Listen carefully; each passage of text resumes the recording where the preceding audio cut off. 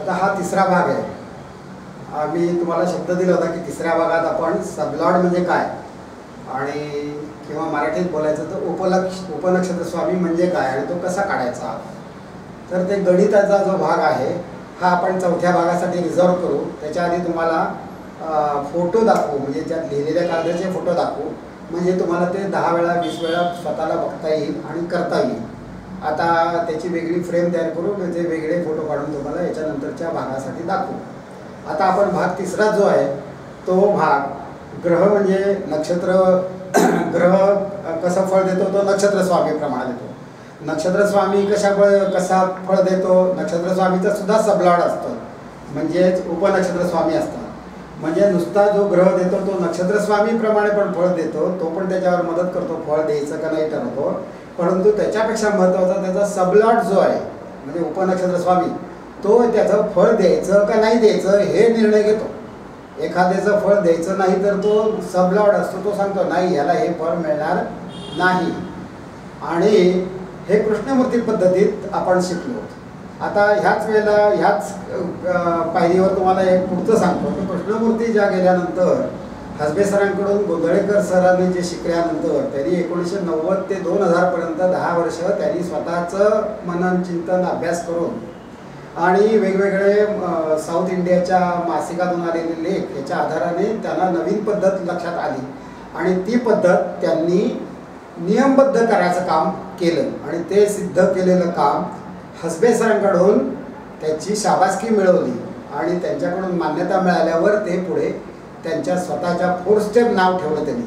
कृष्णमूर्ती पद्धतीत फक्त 4 स्टेप आहे तिथे. 4th स्टेप म्हणजे काय, 4 म्हणजे 4 पायऱ्या. आता कृष्णमूर्ती पद्धतीने जर आपण पाहिलं तर ग्रह ही पहिली पायरी, नक्षत्र स्वामी हा दुसरी पायरी, त्याचा सबलॉर्ड किंवा उपनक्षत्र स्वामी हा तिसरी पायरी आणि सुनील गोंधळेकर सरांनी 4 स्टेप थिअरी म्हणजे चौथी पायरी जी काढलेली आहे ती पायरी म्हणजे सबलॉर्डचा नक्षत्र स्वामी, उपनक्षत्र स्वामीचा नक्षत्र स्वामी. याला पण अधिकार आहे फळ द्यायचं का नाही द्यायचं, पॉझिटिव्ह द्यायचं का निगेटिव्ह द्यायचं हे ठरवणारा जो आहे तो नक्षत्र स्वामीच आहे.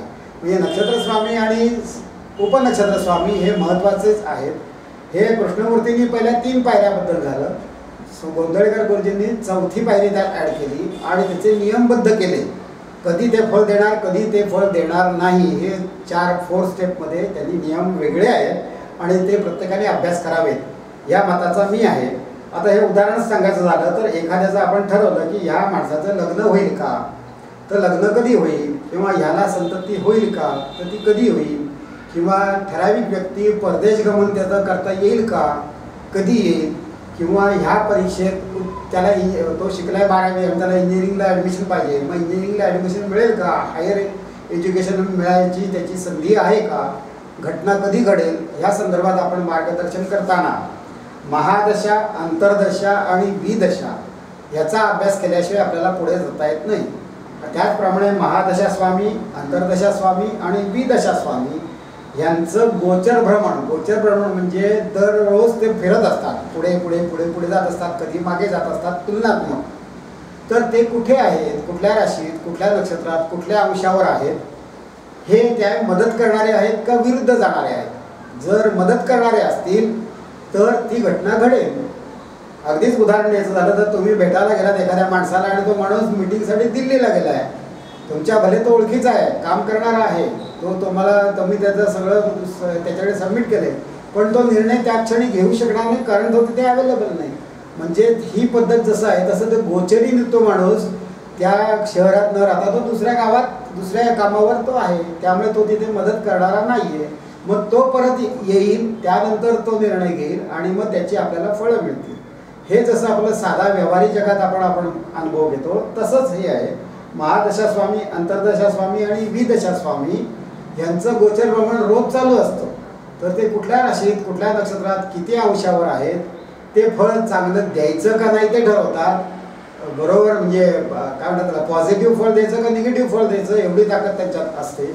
आणि ग्रह मुळात तो मदतरूप आहे की नाही हे पण बघितलं जातं. म्हणजे उदाहरण द्यायचं झालं तर एखादी घटना गुरु आणि केतू, गुरु महादशेत, केतू अंतर्दशेत होणार आहे, एखाद्याचं लग्न होणार आहे, एखाद्याला परदेशी गमन होणार आहे, एखाद्याला नवीन ॲडमिशन मिळणार आहे, असं जर आपण मानलं तर ज्या वेळेला रवी ग्रह म्हणजे सूर्य, रवी ग्रह गोचरेने जेव्हा धनुराशीत जाईल, धनुराशीत का तर महादशा त्याची गुरुची आहे, धनुराशीचा स्वामी गुरु आहे, म्हणून जेव्हा रवी धनुराशीत जाईल त्याचा स्वामी गुरु आहे, आणि अंतर्दशा स्वामी केतू, हा केतू जेव्हा मूळ नक्षत्र जाईल, कारण केतूचं जे नक्षत्र आहे ते मूळ नक्षत्र आहे, त्यामुळे मूळ नक्षत्रात ज्या वेळेला तो ग्रह जाईल त्यावेळेला ती घटना घडेल. कारण ह्या घटनेला कारण कोण कोण आहे, मदत करणारे कोण आहे, तर गुरु आणि केतू. आणि जेव्हा रवी ज्या महिन्यात जाईल गुरुच्या म्हणजे धनुच्या राशीत आणि केतूच्या नक्षत्रातून जेव्हा फिरेल तेव्हा ती घटना मिळेल. दरवर्षी अंदाजाने डिसेंबर 16 तारखेच्या पुढे हा त्या राशीत जात असतो, रवी हा धनुराशीत जात असतो डिसेंबरच्या 16 तारखेच्या, प्लस मायनस होत असतात 2-4 दिवस मागे पुढे. त्यामुळे त्या महिन्यात ती घटना घडेल. आता लोक विचारतात घटना महिनाभर कळेल, 30 दिवसाचा महिना असतो, पण म्हणजे कधी घडेल नक्की, तर असं ठरवायचं असेल त्यावेळेला चंद्रभ्रमण अभ्यास करायचा असतो. आणि गोचरीने जेव्हा चंद्र या गुरुच्या नक्षत्रात किंवा केतूच्या नक्षत्रात जाईल त्यावेळेला ती घटना घडेल. हे प्राथमिक माहिती आहे ही.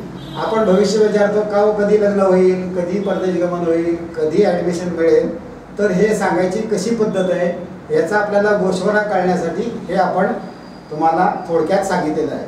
तुम्हाला शंका कुठल्या कुठल्या येऊ शकतील, ग्रहांची नावं, नक्षत्रांची नावं, त्यांचे स्वामी, सबलॉटचं कॅल्क्युलेशन कसं करायचं आणि महादशा आणि अंतर्दशा कशा काढायच्या. प्रत्येकाचा जन्म वेगवेगळ्या वेळेला वेगवेगळ्या दिवशी होतो आणि चंद्रभ्रमणाप्रमाणे त्या महादशा कुठल्या आहेत, किती महादशा संपलेली आहे, किती महादशा संपायची बाकी आहे आपल्याला, आणि त्याची संपूर्ण जी काय आपल्याला आकडेमोड करावी लागते ती कशी करायची हे आपल्याला 4थ्या भागामध्ये उपनक्षत्र स्वामी कसा काढायचा याच्याबद्दल एक फोटो देण्यात येईल. नंतर महादशा कशी काढायची ते एक उदाहरण देण्यात येईल. महादशा स्वामी आणि अंतर्दशा स्वामी कसा ओळखायचा असतो त्याचे तुम्हाला 3 पुस्तकातल्या पानाचे जे फोटो दिले जातील आणि त्या आधाराने कसं करायचं ते एक लिखित पान तुम्हाला मिळेल. त्यामुळे त्या आधाराने तुम्हाला महादशा स्वामी अंतर्दशा स्वामी कसा काढायचा, त्यानंतर सबलाड कसा काढायचा म्हणजे उपनक्षत्र स्वामी कसा काढायचा हे आपल्याला शिकता येईल. अशा रीतीने सर्वात सोपी पद्धत कृष्णमूर्ती पद्धत आहे, वाचून समजते. पण आधीचं काही जर तुमच्या पाटीवर लिहिलेलं असेल तर ते सगळं पुसून टाकावं लागेल, नाहीतर मग काय होतं त्या पाटीवरची अक्षरं दिसतात आणि आपल्याला आत्ताचं अक्षर आहे ते दिसत नाही आणि मग गोंधळ होतो. तेव्हा त्यांनी हे कृष्णमूर्ती आणि हसबे सरांच्या पुस्तकात लिहिलेलं आहे ते वाक्य मी परत एकदा सांगतो. आपल्याला जर टाटा मोटर्सची टाटाची गाडी चालवायची असेल आणि जर वाटेत काही पंक्चर झालं किंवा एखादा पार्ट बदलायचा असेल तर टाटा कंपनीचाच पार्ट त्याला टाकावा लागतो. मारुतीची गाडीचा काढून तो वापरायचा नाही, हे लक्षात ठेवायचं. आणि जरी असलं तरी ते अंदाज घेण्यासाठी असतं, ॲक्युरेट तुमचं भविष्य उत्तर त्याचं बरोबर येणार नाही.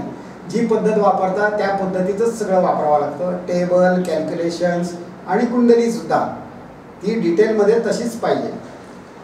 मला असं वाटतं आता 3रा भाग इथे आपण संपवावा आणि नंतर तुमचे प्रश्न लेखित जेव्हा येतील हे पहिला भाग, भाग 2, भाग 3 या संदर्भातच ते असले पाहिजेत. वरती भाग पाहिजे आणि मला आणलेला प्रश्न अशा स्वरूपात जर प्रश्न आले तर आपल्याला 4थ्या भागात ही सगळी टेबल्स कशी काढायची त्याचं तुम्हाला फोटो येतील.